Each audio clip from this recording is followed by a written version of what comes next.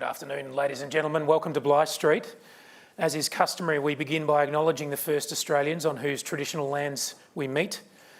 I'm Sam Roggeveen, Director of the International Security Program at the Lowy Institute, and I'm delighted to be joined on stage by Zoya Sheftalovich and Mick, who I'll introduce more formally in a moment. We're now more than 2 years into Russia's invasion of Ukraine, the full-scale invasion, I should put it that way. And this is the third time we've had Mick and Zoya on stage to talk to us about the state of the war. And I was looking over my notes from the event we did marking the first year of the war, and at the time I described it as, quote, a disaster for Russia in political, economic and military terms. Now, I think that's still true, but I think it's radically incomplete now. I think we would now describe the war differently, and perhaps more importantly, we'd look at the war with a different set of expectations about the future. Whereas once we might have seen the dim prospect of Russia's aggression being decisively overturned and the borders being pushed back to the pre-January 2022 status quo, or even that Ukraine might retake Crimea, that now seems like a very distant prospect. And perhaps the best case looks like a cessation of hostilities that effectively recognises Russia's territorial gains. Now, today we're going to explore all those issues, and that includes, of course, getting your questions for our guests. I'd like to leave plenty of room for that, but I'm going to get us started first with a few questions of my own. Let me now turn then to some introductions of our two guests. Retired Major General Mick is a non-resident fellow at the Lowy Institute. He spent 35 years in the Australian Army. His operational service includes deployments to East Timor, Iraq and southern Afghanistan. His book, War Transformed, The Future of 21st Century Great Power Competition and Conflict, was published in 2022. And Mick, as I say that, it occurs to me that I'm behind the times because there's been another book since then, right? You can plug that in a moment if you like. Zoya Sheftalovich, to my left, is a contributing editor for POLITICO, currently based in Sydney. She is also a regular commentator on the Ukraine war for ABC News 24. Zoya covered the recent Moscow terrorist attack and Rishi Sunak's trip to Ukraine in January. Would you please make our guests very welcome? And Mick, I'll begin with you and start by quoting a piece you wrote for The Interpreter just 11 days ago, and I think this reflects the tone of the comments that I began with, but let me just quote the opening paragraph that Mick wrote for The Interpreter. To the dismay of many in Ukraine and beyond, Russia has proven more resilient and adaptive than its performance in the early days of the war indicated. I recently returned from my latest visit to Ukraine, where I spoke with government and military officials, as well as think tanks and journalists. The most important insight from my visit was confirmation that Russia now has the strategic momentum in the war. Mick, can I ask you to expand on that thought and tell us how you describe the battlefield situation right now? Yeah, thanks, Sam. It's great to be here with Zoya again. It's always a pleasure. I think what we see at the moment is a Ukraine that has fought extraordinarily hard for 780 plus days in this war, now for a decade overall against Russia in the Donbass and other places, and has been very, very good at bottom-up adaptation, tactical adaptation, these kind of things. Unfortunately, the longer the war has gone, the better the Russians have got at learning. They have demonstrated the ability to adapt from the top down, what I call strategic adaptation, or the art of learning and adapting to win wars. They mobilised their people and their industry back in September 2022, which most countries in the West are still really to conceive and to go through a similar process. So now their country is on a war footing. Putin has the country he always wanted, I think.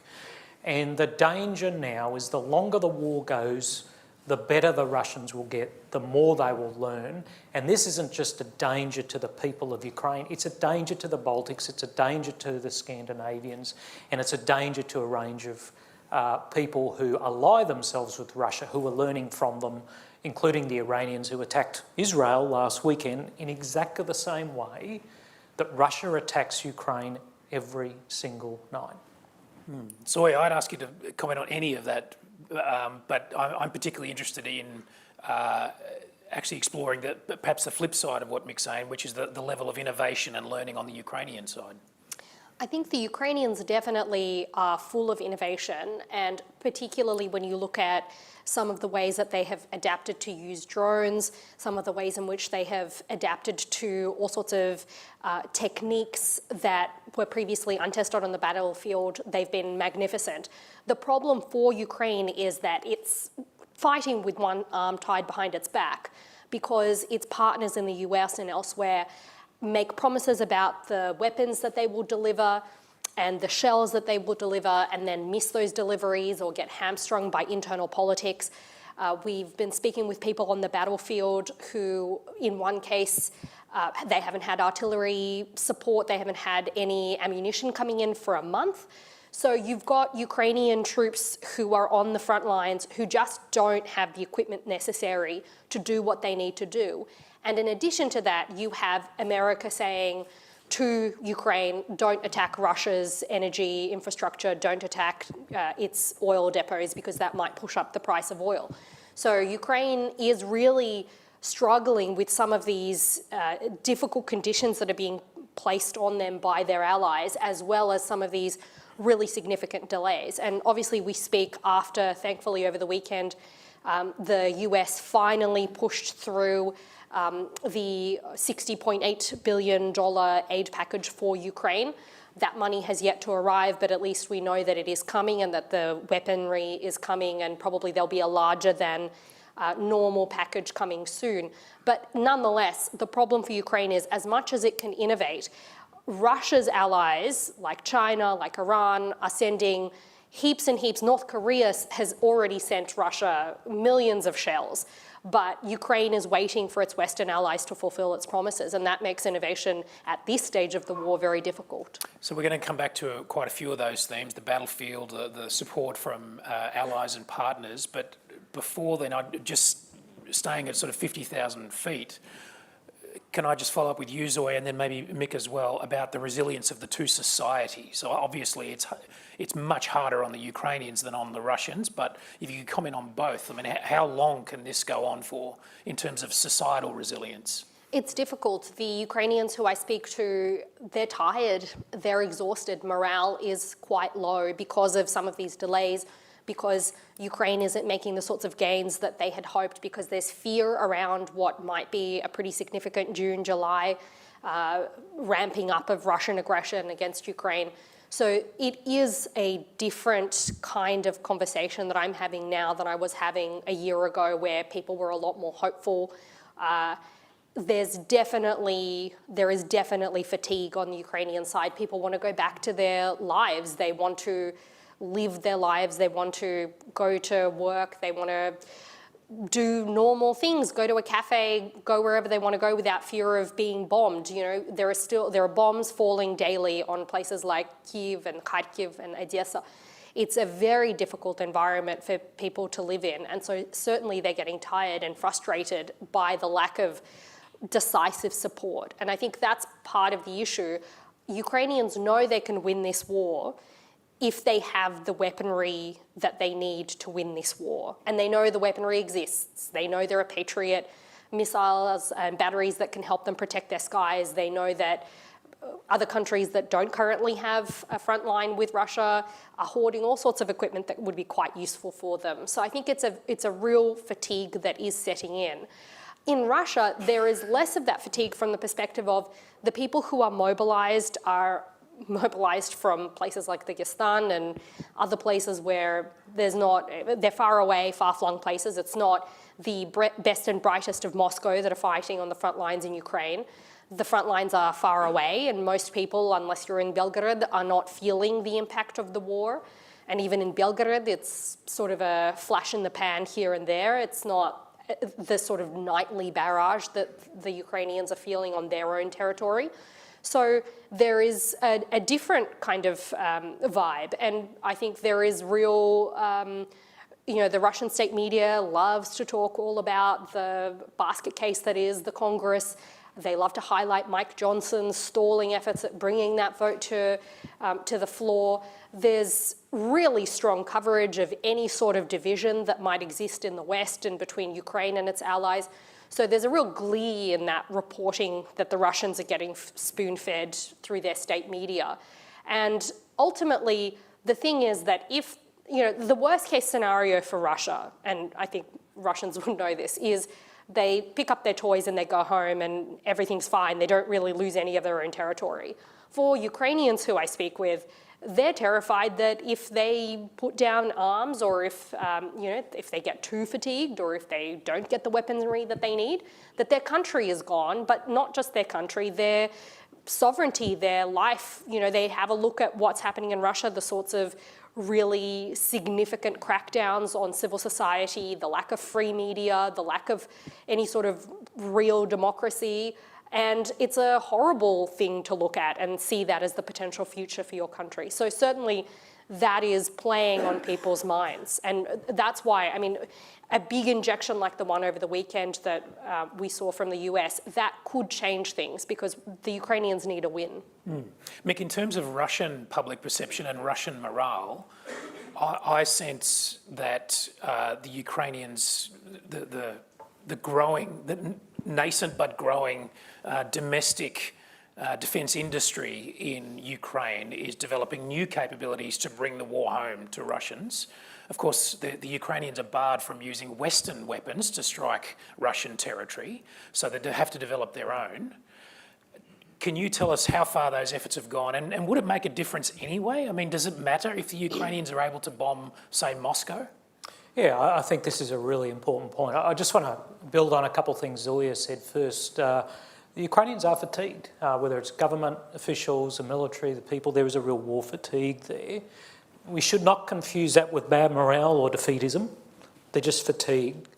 That is real fatigue, not the pseudo-fake war fatigue that apparently Western publics have. That's not war fatigue. That's just strategic impatience and a lack of national resilience. So when we talk about war fatigue, there's only one place that have it, that's Ukraine. In Russia, there is no significant evidence of anti-war sentiment more broadly. There's no evidence of it. All the studies that have been done have found that it has pumped so much money into underprivileged and poor societies across Russia that the war has broad support because people are getting money that they would never have had otherwise.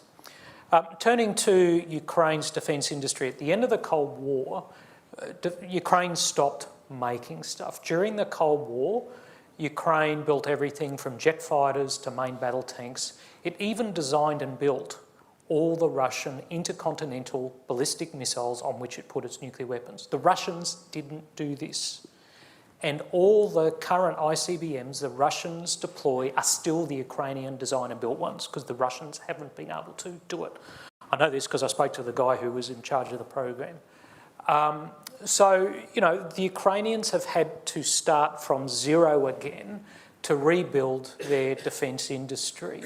It's now under a guy by the name of Minister Kamyshin, whose previous job was fixing up the Ukrainian railways, a very charismatic, very driven kind of fellow. 2022, they tripled defence production. Last year, they doubled it again. They're now at the point with their ability to build munitions for Soviet-era weapons, which are still 2/3 of the Ukrainian inventory, and drones. Their capacity to build is starting to outstrip the money that's coming in to pay for things. So they are now building hundreds of thousands of drones a year. Just have a think about the scale of war that necessitates that. And they are now building thousands of long-range, 1,000-kilometre range plus drones to strike at Russia. The strategic strike complex that they've built in Ukraine has been extraordinarily successful. The aerial campaign against Russian airfields, defence industries and the energy industry, all of which are valid military and strategic targets, is being effective. The Black Sea campaign has been extraordinarily effective with these very cheap semi-submersible maritime strike drones. I recommend our Navy looks at it rather than the exquisite 6 we're going to buy from the US Navy in a decade.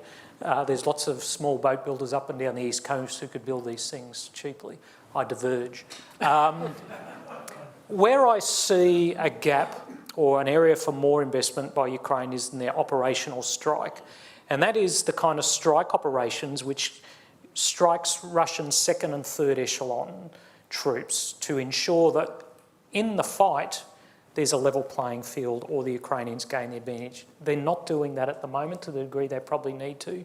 So what this means is a greater emphasis on targeting troop concentrations behind the lines, headquarters, logistics, even more than what they've done before, because most Ukrainian units are manned at around 50% at the moment.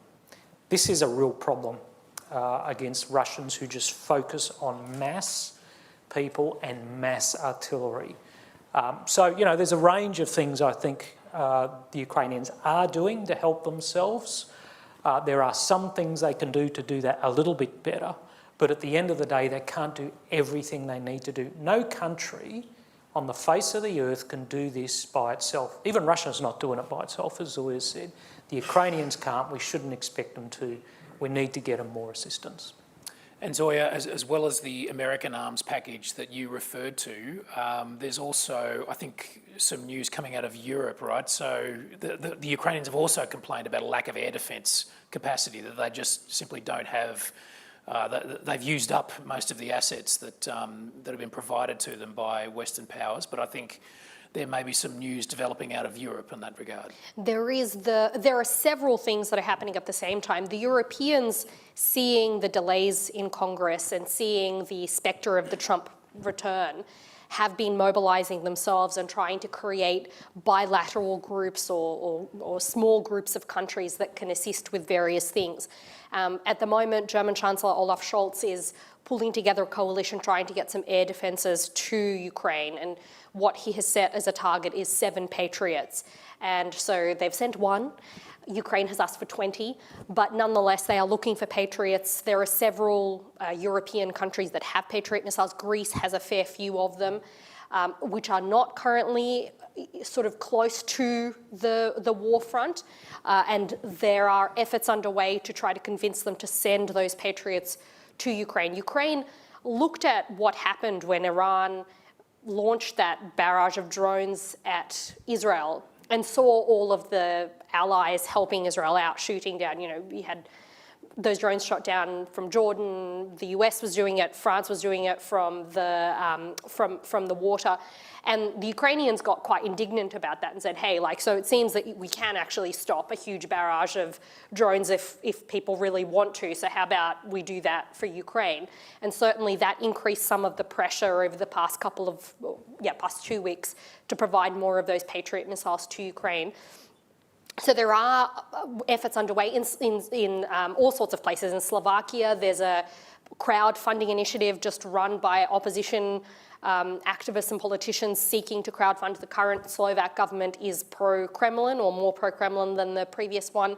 So the opposition and Slovak civil society has just been literally going around raising money, millions, to fund weapons for Ukraine. So there are all sorts of things happening on that level. The EU has passed a big package recently, and they're continuing to negotiate more because they are aware of the fact that American support could run dry if we do see a Trump return. So there are definitely efforts, and that is something that is promising. But ultimately, there is more that can be done because we know that there are plenty of Patriot missiles sitting around that the Ukrainians could use right now to make a huge difference in the war, and they're not in Ukraine. But it is difficult, particularly with Germany at times. You do have to drag them along every step sometimes, and that does lead to some frustration among the Ukrainian camp. Just yesterday, there was a Foreign Affairs Council where the Ukrainian defence and foreign ministers dialed in for a meeting of the EU ministers, trying to get some sort of tangible support, and they didn't get any. That said, Rishi Sunak and Jens Stoltenberg, who is the leader of NATO, they're going to Poland today, and there's going to be an announcement of a big package from the UK. So I think it's something like 4 million shells and all sorts of support that's coming, financial and in terms of weaponry. So there are small sort of bilateral announcements that are happening, but what really needs to happen is more of that big scale EU-wide announcement. And what the EU needs to do is ramp up its own production, because part of the issue is the US produces a lot of weaponry, South Korea produces a lot of weaponry. Europe, it is a big weapons producer, but just seemingly has not been able to scale up that production at any particular pace, and they've missed their own targets for increasing ammo production repeatedly and will continue to miss those targets. So that's certainly a question for Europe, considering several members of the EU are probably next in Russia's sights if it manages to defeat Ukraine and subsume it. I think there's a lot of questions being raised about what the EU is going to do when that war moves closer to its doorstep. So assume Trump wins and assume that the current arms package passing through the US Congress is the final one from the US. Do the Europeans have the resolve to see this through independently? I think there is a lot of political will and a lot of desire. The problem will be from certain elements in the EU. So you've got the Hungarian Prime Minister Viktor Orban, who is a friend of the Kremlin's. You've got the new Slovak Prime Minister Robert Fico. There's the Czech Republic is in a bit of a difficult situation at the moment. We don't know which way that's going to land. So there are a few problem children in the EU, and under the EU auspices, you have to reach certain decisions by unanimity. So one country can ruin the package. And so what ended up happening last time, Hungary was blocking a large aid package for Ukraine. Essentially, the other 26 EU countries got together and were like, well, we'll just bypass Hungary and do it without them. So there are ways around it, but it is more difficult. It's obviously much easier when you've got a country like the US, which is one single country, and yes, it's a basket case, but nonetheless, it's far fewer people that you have to convince and far fewer entities that you've got to get across the line. I think the political problems will drop away when you're scared enough.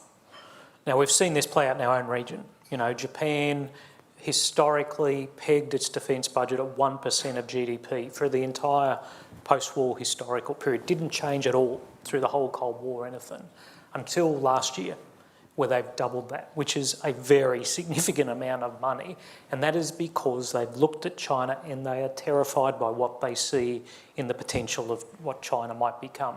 The same thing will happen to Europe. If Ukraine falls, I don't think it will, but if in worst case it did, Europe will have to re-look at its entire security architecture. It will do it through the prism of fear.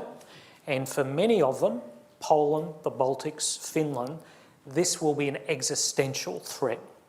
Not a potential thing you discuss around lovely circular tables, drinking champagne. It will be, Russia will be bigger. It will have learned from this war. It will have rearmed far more quickly than anyone ever anticipated. It's reconstituted all its losses from the start of the war already. We expected that would be 5 to 10 years. It's done it already. So if the worst happens because of Trump or whatever reason, Europe will have no option to either do what Putin wants or defend itself, and that will take a total reordering of the security architecture in Europe. That's bracing. Mick, staying with you and returning to the battlefield, last year, I think it was around August, September, the then commander of the Ukrainian forces used the word stalemate to describe the battlefield situation. Got a lot of criticism for that, and eventually, of course, he was replaced, perhaps for unrelated reasons, but he had a very, realistic, if you like, but maybe pessimistic view of the battlefield situation, that neither side was capable of decisive breakthroughs. One criticism of that analysis was that it was simply premature. Is it still premature? No, I think General Zaluzhny, the former Commander-in-Chief Ukrainian Armed Forces, wrote that in a piece for The Economist beginning of November last year as part of a series of articles on positional warfare. He was right that the state of the art in warfighting at the moment favours a defence. And we are in a very similar situation we were in 1916, where new technology had meant it was easier to defend with poorly trained troops than it was to break through and conduct offensive operations. This is a very big intellectual challenge, not a technological challenge. We just haven't come up with the right tactics and operational art yet to do it. We've done it before, we will do it this time. Unfortunately for the counter-offensive last year, there was a convergence of old ideas, old NATO doctrine from the 1990s, using older technologies, mine-clearing gear from the Second World War essentially, in very small quantities. And the Ukrainians left all their best units over around Bakhmut and thought they could raise brand new brigades and have them be combat capable in 6 months. So all these things converged together against a very sophisticated Russian defensive regime that we watched them build for 6 months, by the way. There were no surprises there. These all converged into a failed counter-offensive. Ultimately, someone had to be accountable for that. And Zaluzhny was the person who was accountable. He was the commander-in-chief. He was the one who planned it. He was the one who oversaw it, and he took accountability for it. Now, there were other reasons why I think he probably left, partially political, partially because he was happy to speak in the media when others wouldn't. But at the end of the day, the counter-offensive failure, besides being a humanitarian tragedy for the Ukrainian armed forces, was an intellectual failure on behalf of NATO. And we have a lot of work to do, including in this country, to think about the tactical, operational, strategic implications of some of the new technologies we're buying. And I don't see that work progressing as fast as the technology is. But I think another part of what Zaluzhny said was that a technological breakthrough was needed to break this stalemate. And I think what you're saying, and perhaps Zoya, you as well in a different way, is that maybe we don't need to wait for that. What's required is training, tactics and mass. If we just give them enough weapons, they can win. Yeah, I think industrial policy is a really important part of this. I mean, every war is a battle of industrial systems. I mean, you need to be smart, you need to have well-trained people, you need to have good technology, but generally those who have the most of that win. And that has been the history since the dawn of the first industrial revolution. Russia has got a 2-year lead on us in industrial mobilisation. They have mobilised both people and industry and mobilised their linkages into other industries that produce large quantities of munitions, North Korea, although I wouldn't want to come anywhere near them. Europe, as we highlighted, has been extraordinarily slow. They promised 1 million shells by the end of last year. They didn't even deliver half of them. The EU is orders of magnitude richer than Russia. Like, we're more than capable of the investment required. This is a political choice, not a financial liability. We can do it, we just got to decide to do it. We do not yet have the political will to do it across the spectrum. I think the other thing that you should lay over the top of this is the strategy for the war at the moment from NATO is a strategy for defeat. NATO's strategy is to help Ukraine defend itself. That is no longer viable. It was when Russia was struggling, it's not anymore. The strategy must be beat Russia in Ukraine. And that will take a different level of resourcing. It will take different kinds of training at different levels, and it will take a longer commitment from NATO than I think it's currently ready for. But until we see that political shift from defending Ukraine to helping Ukraine beat Russia, there's some tough days ahead. But of course, if that's to become an explicit strategy, then I think that is also going to raise the question of escalation and the possibility of Russia escalating the war to more explicit nuclear threats. Yeah. I'm happy to strong views on this. This escalation terror that we in the West feel is something we kind of need to get over. I mean, every time we've called Putin on stuff, he's kind of gone, nothing to see here. I mean, in the wake of the Taurus debacle with Schultz, and he said, oh, there's already British and French there, that was a red line previously for Putin. If there's NATO boots on the ground, we'll escalate. Well, Putin basically goes, yeah, we already know they're there, let's just move along. So I think we need to be very careful about deterring ourselves constantly as we've done throughout this war. Remember when they said, if we give the Ukrainians artillery, that'll be a big red line for the Russians. Remember that one? Or tanks. or F-16s or HIMARS or ATACMS. Every step of the way there's been this escalation terror in Western capitals because we've forgotten what war is like. We need to rediscover that the enemy doesn't know everything, that the enemy is also scared of us, and Putin is not invincible. But surely part of the reason that the policy, that nuclear escalation hasn't happened is because the West has ratcheted this up gradually moved red lines. If all of that assistance had come in one go, then wouldn't the chances of Russian escalation have been that much higher? I think Russia's escalated as far as it can.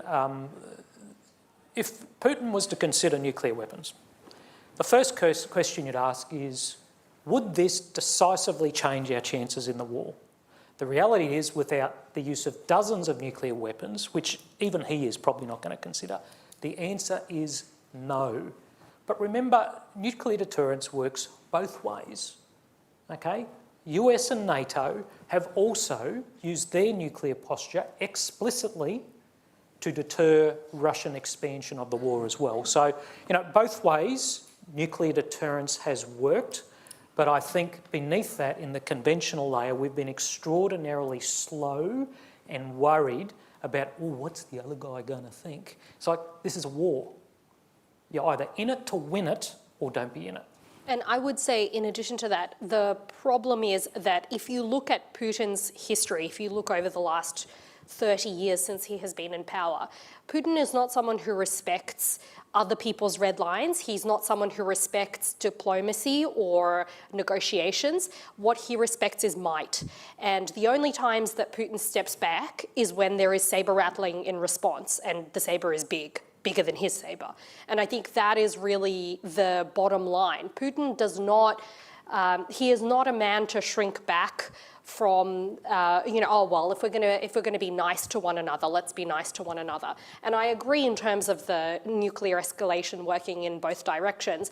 We are now finally seeing some of the European and NATO powers saying, well, two can play this game. And just last night, Poland offered to host nuclear weapons on Polish territory, which previously would have been, it is a red line for Putin. He has said that nukes on the borders would be a red line for him, and Poland has said, you know what, we're going to call this bluff because we know that we need to arm ourselves and have the capacity to respond. Obviously, it's frightening. No one wants nuclear war, but ultimately, what Putin respects is those sorts of might and power moves, and less so the sort of prevaricating that we've seen thus far. And we've seen, as Mick has said repeatedly, Putin implements red lines, and those red lines are only red lines while he wishes them to be on state television. He can always redraw the line back another metre or two behind, and he does repeatedly. That's just how he operates. There is no real Russian civil society or media to hold him to account. He's just awarded himself another election and a forever presidency. He's not going anywhere. There isn't really any opposition in Russia that can give him a run for his money. All of the opposition is in jail, dead, or abroad, and that is not an opposition at all. So it's just one of those things where he can do whatever he wants in Russia. He can say whatever he wants to say, and no one will hold him accountable. And the things he respects are not other people saying, oh, sorry, Putin, yes, we'll let you do what you need to do because you've got nuclear weapons. So what's your red line? If Putin's nuclear threats are only a bluff and we can ignore them, what's stopping you from advocating sending NATO troops into Ukraine? Listen, that's not my red line. I think that if we wanted to end the war, we certainly could by sending NATO troops in. I think that we could also send in, you've got bilateral troops that can be sent as well, rather than going via NATO. We already have those troops on the ground in Ukraine, helping the Ukrainians operate various weaponry systems. I think that we could crush Russia if the West really had the will and the sort of cojones to do it. We just haven't done it yet, and I think that is one of the many frustrations that the Ukrainians have. But crush Russia in Ukraine, or crush Russia as a state? No, not because then you are talking about an existential threat to Russia, which presumably would trigger a nuclear response. Indeed, I am not suggesting, and no one is suggesting, invading Russia. Purely a defence of Ukraine's entire sovereign borders as they were prior to 2014 and the first invasion. And it's possible, it's doable. If there was a will, there would definitely be a way. Yeah, I'll just build on that. When I graduated from Dunfermline, we got a talk, and the person who spoke to us gave us 2 bits of advice. Look after your soldiers, never march on Moscow. It's good advice, especially from an Australian. No one is seriously suggesting that this war is about regime change in Russia or anything against Russia on its homeland to bring down the regime or something like that. But we have to shift to beating Russia and Ukraine. Russia has to be beaten there. So firstly, it poses less of a threat to Ukraine in the future. That's a really important outcome of this war, that Ukraine must be free, sovereign, prosperous and secure. But it should also be so Russia doesn't pose a threat to its other European neighbours. And by the way, its Pacific neighbours. Remember, Russia is in our region as well. And, you know, it has territorial disputes with others, not just the Chinese, but the Japanese and others. So, you know, the outcome of this war in defeating Russia in Ukraine must be that Russia doesn't pose a threat to its neighbours in the way that it's, you know, gone about this brutal war against Ukraine. Crushing Russia in Ukraine, though, does imply decisively defeating the Red Army. And that in turn leaves Russian army. Yeah, and that in turn leaves Russia defenceless, which in turn is an existential threat to Russia, right? Possibly, but I mean, you know, the great thing about NATO is if you have NATO on your borders, it's the most secure border you got. I mean, NATO isn't really interested in out-of-area operations. It likes to defend itself. But of course, that's not what the Russians believe. They think NATO's an offensive threat. No, they do think that, but the ones that have got an IQ above 50 know that's not the truth. And, you know, the Russians are ultimately pragmatic. They're not idiots. I mean, certainly there's propaganda, there's global misinformation campaign, all these kind of things. But if you read Russian strategic literature, these are very clever, very well educated, very thoughtful people who have a very pragmatic view of international and national security. They know that NATO isn't interested in marching on Moscow. They know it's not interested in taking on Leningrad. So, you know, behind closed door, there's a more mature conversation. And if Russia was to lose in Ukraine, they're not going to lose all their soldiers, hopefully a lot of them, but not all of them. But does that pose an existential threat to the Russian state? I don't think so. And the Russians themselves will tell you that Russian women will just have more. It's an old motto going back to the steamroller of the Second World War. It is the way the Russians live their lives. It is Russian women will always have more sons to send to the front lines, and you just need a little bit of time. And there's plenty of, I mean, it's a huge country, plenty of troops. And as we've seen, I mean, they've been able to mobilise numbers that were unexpected. They've been able to replenish those ranks. They extend the ages at which they'll conscript people into the army. They're cracking down on draft dodgers, which have long been a problem. And they've been able to maintain those troop numbers somehow, miraculously, they've been able to maintain them. So again, I don't think, I agree, I don't think they're going to lose all of their troops. It's a question of turning the tide. When the tide gets turned, as we saw during the successful counteroffensive that we had now 2 summers ago, or September 2021, when the Ukrainians were able to take back great swathes of territory, it's not like they left tens of thousands of bodies of Russian troops in their wake. The Russians retreated. All right, look, final question from me before I turn it over to the audience, and it's the question we've been asking since the very beginning, really. How does this end? What's a viable vision of, perhaps just an end to hostilities, if that's all we can hope for, but even more ambitiously, a political settlement that can last in this war? Same question for both of you. Yeah, I think trying to freeze the conflict now just isn't a solution. Works for Putin. He will just reconstitute and continue as he did came back and had another crack at Chechnya. You know, this is how he thinks about the world. Freezing the conflict now does not end it. It does not serve Ukraine or Europe's long-term interests. The only solution that serves European security interests, whether they like it or not, is defeating Russia and getting them out of Ukraine.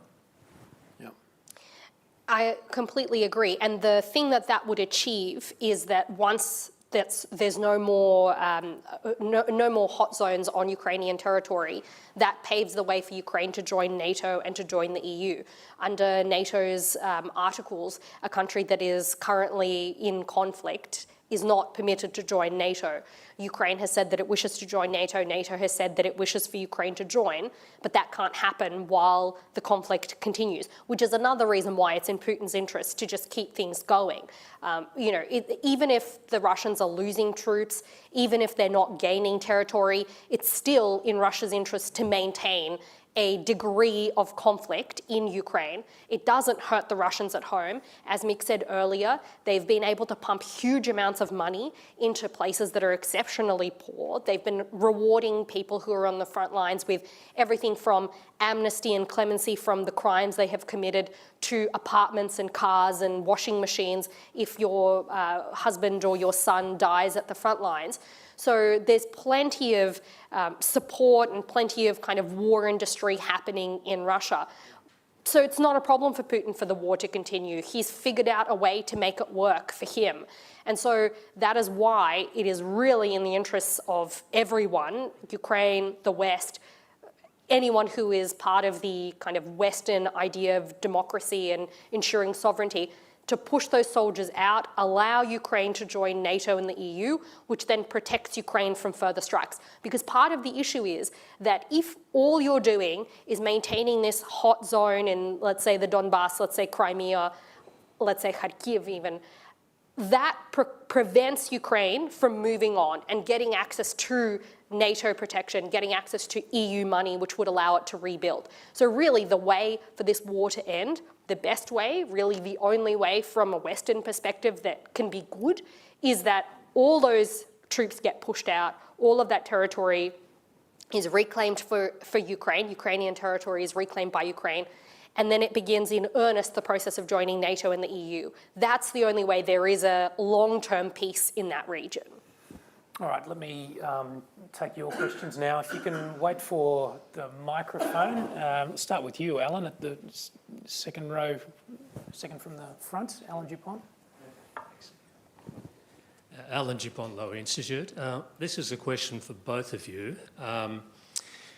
And to pick up a point that you made, Zoya, about Europe's role in the political outcome in Ukraine. So there was a collective sigh of relief among the democracies when the Ukraine bill passed Congress on the weekend, $61 billion.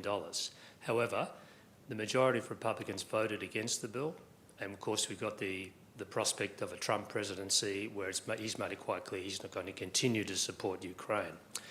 So a lot of people think that the outcome is going to be determined by the US stance politically, but my view is that it's actually more about Europe. And Mick, you made the point that in the worst case scenario, if Russia was successful in Ukraine, then the Europeans would get their act together because they have 6 times the economic weight of Russia. But my question is, but what about something short of that? What about if we have a continuation of a sort of stalemate? Do you think the Europeans are going to galvanise themselves to get serious about supporting Ukraine, regardless of what the United States does? I think it's a good point. I think by the end of 2022, Putin had shifted his strategy to waiting us out. I mean, that became the Putin and the Russian strategies. Oh, we'll just drag this out now because we know the Westerners have no patience. And there's a fair bit of foundation for that belief, to be quite frank. Although we stayed in Afghanistan for 20 years, so we have some patience. And you look at what's more important, Afghanistan or Ukraine, I think the answer is pretty clear. So I'm not sure his hypothesis has yet been proven. And I think that even the Europeans, as much as sometimes people like to kick them, understand the difference between an existential threat and occupation. They're seeing what Russia's doing in the occupied Ukraine. It's very clear, all the evidence is out there, torture, deportations, rape, murder, every kind of immoral crime you can imagine. That will happen all through Ukraine for 44 million people. That's what happens if Russia wins. And as a Polish friend of mine said to me, he says, appeasing Russia now means Polish people in railroad cars again. He said, we've been there before. And I think we don't listen to those who've been occupied by the Russians enough. Listen to the Baltics. Listen to the Finns who fought them in a couple of... Listen to the Poles who had their entire country ripped apart and almost exterminated. They have very clear views on how the Russians think and what the Russians are likely to do if they win. We should be listening to them more than some of those of this realist persuasion who I think are off in cloud nine. Mick, when we, the Kiel Institute in Germany very carefully tracks European aid to Ukraine, and it's clear that the Baltic republics, I think, are upwards of 4% of GDP, even maybe even higher, some 6 or 7. Yep. Denmark, places like that. But most of Europe, including France and Germany, it's 1.5% of GDP. Those are not the actions of governments that believe they're at existential threat. Yeah, I mean, it's, the old story of bacon and eggs. The chicken was interested, the piggy was committed. I mean, the Baltics, they're committed. And there's a lot of other countries, Sweden, Finland, Denmark, they are super committed. They understand the stakes here. Now, let's not be unfair to Germany here. They are the second largest provider of military assistance to Ukraine after the United States, which is a long way from where people expected them to be this time 2 years ago. Yes, there's a debate over Taurus, but they just gave them another Patriot system.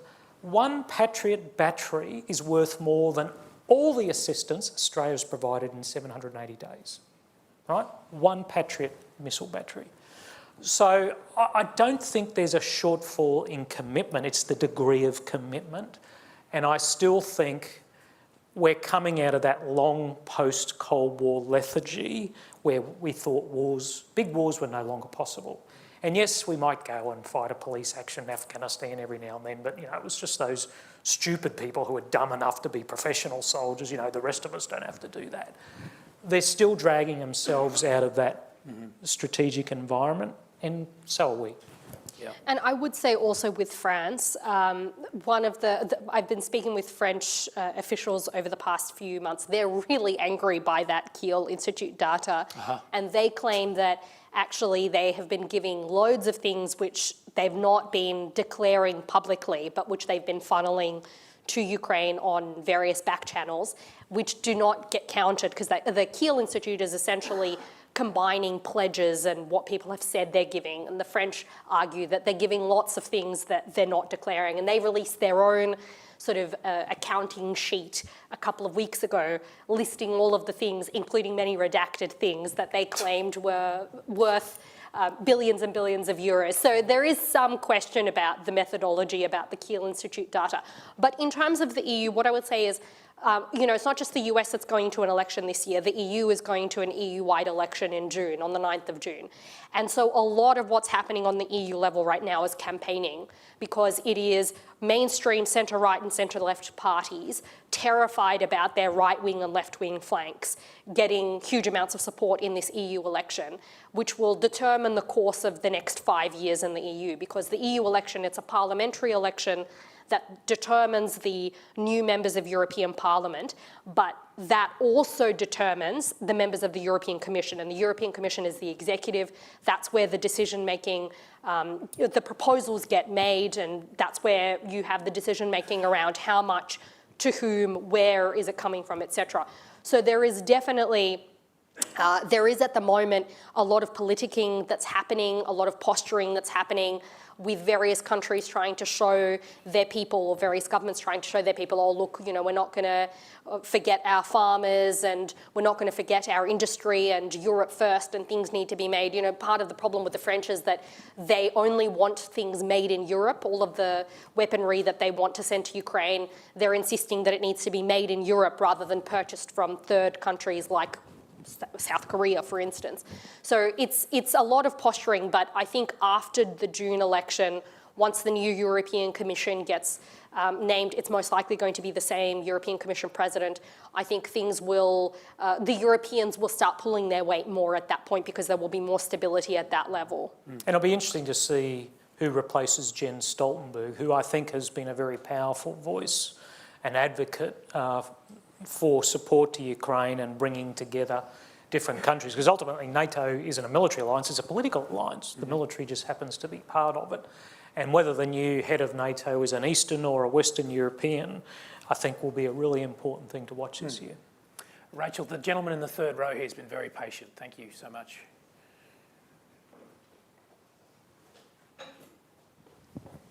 Thank you so much. Liam Connell, independent scholar, I suppose. This is a question for both of you, but it's picking up a remark Mick made about how militarily this is a situation resembling 1916, and we haven't yet had the tactical breakthroughs that allowed the great Allied advances of 1918. Except there was another part of that story, which is, yes, there was a great tactical revolution, but the German economy was finally beginning to buckle under massive Allied blockade and incredibly effective what we'd call sanctions. And I know that we haven't really talked about that economic dimension to the war, the fact that the Russian economy doesn't seem to be adversely affected. We aren't cutting off vital goods. Is a victory possible in Ukraine if we're not actively addressing Russian war industry? No, I think the sanctions regime is a really interesting topic of conversation. One, I think it would be fair to say that it has not been as successful as most had hoped.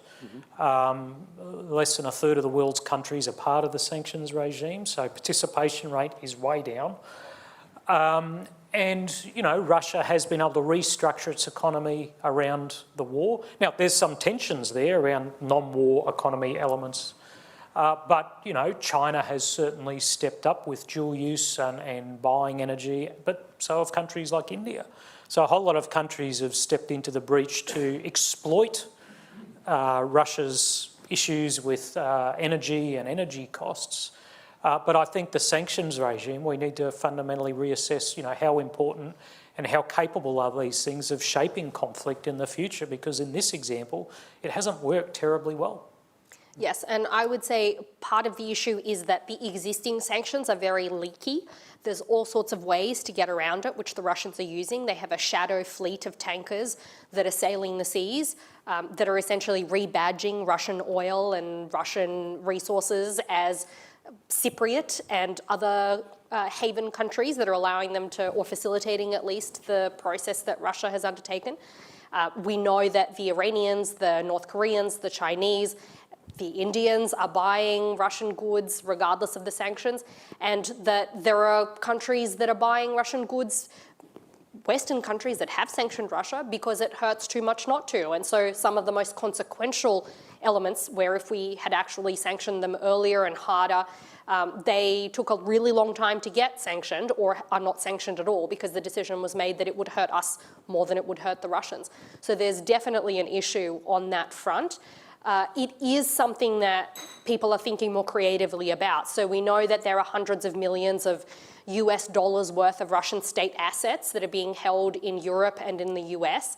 And currently the G7, the UK, as well as the EU are in talks about using the profits from those assets. So basically all of the profits that are being generated by these frozen billions to fund weapons for Ukraine. So that's a creative solution, and certainly something that the US is very keen to do, because it would allow essentially Russian money to be used to fund Ukraine's defense.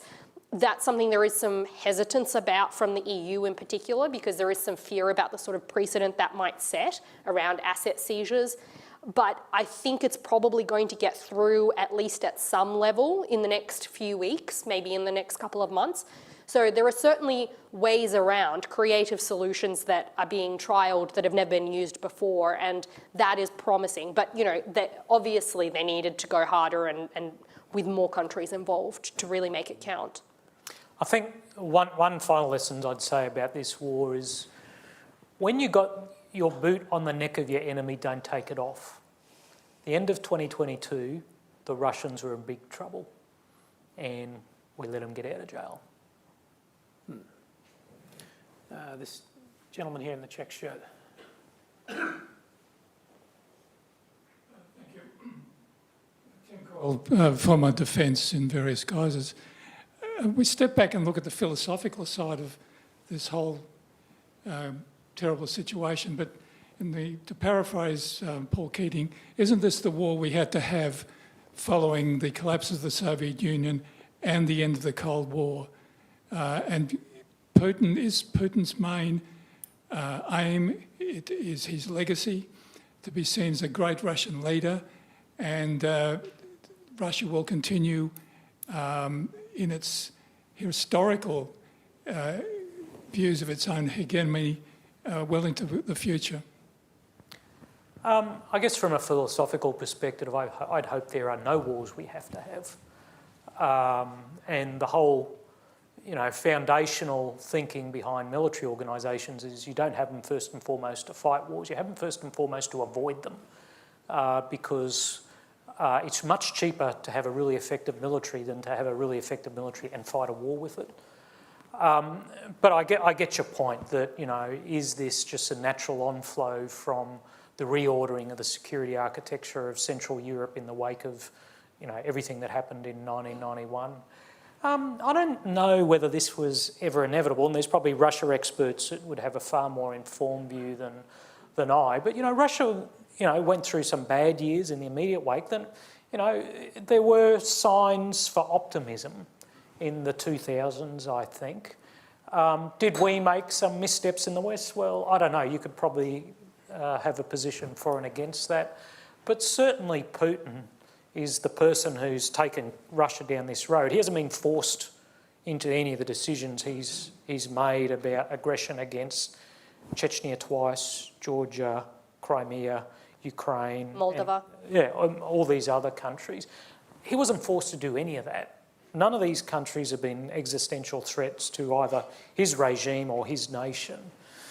So, yes, there are a whole bunch of onflows from the end of the Cold War, but did that make war inevitable? I'm not sure about that. Yes, I think we've got perhaps time for one more at the front here. Thanks. If you forgive my voice, Aaron Patrick, I'm a journalist.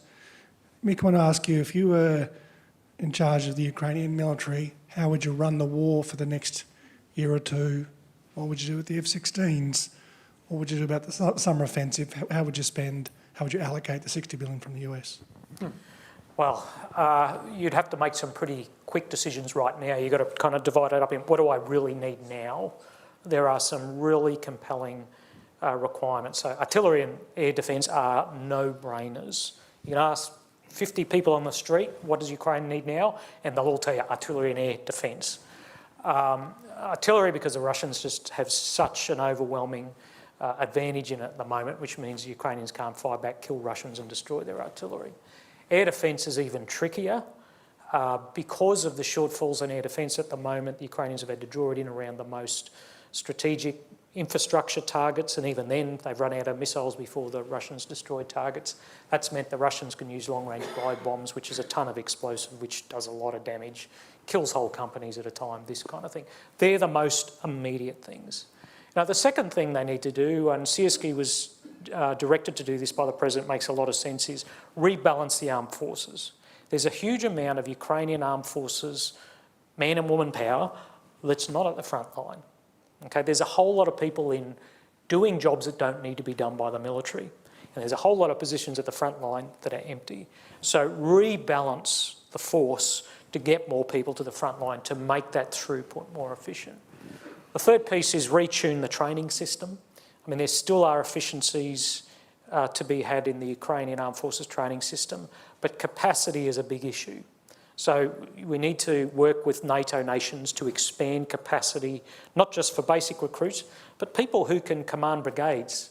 At the moment, brigades do company attacks at a time. We need to use whole brigades, train people to do that.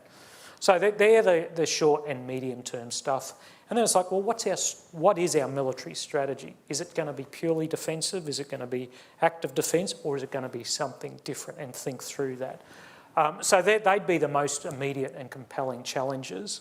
And then as Commander-in-Chief, it's like be best mates with every Commander-in-Chief in NATO, every single country. So you can ring them and say, hey, can you slip us another 100,000 shells? Or can you slip us 5 tanks tonight? Or these kind of things. So that relationship piece, as well as the command down, is an extraordinarily important part of being Commander-in-Chief.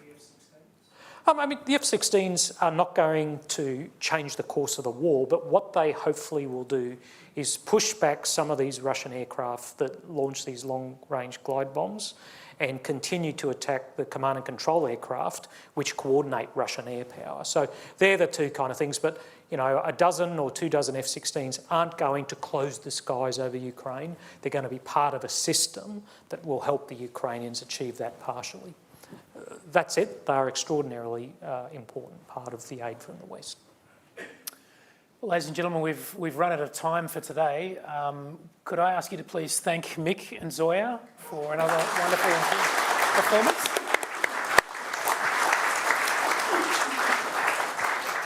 Thank you all once again for supporting the Lowy Institute, and please keep an eye on the website for upcoming events. Thank you so much. Wow, look at that.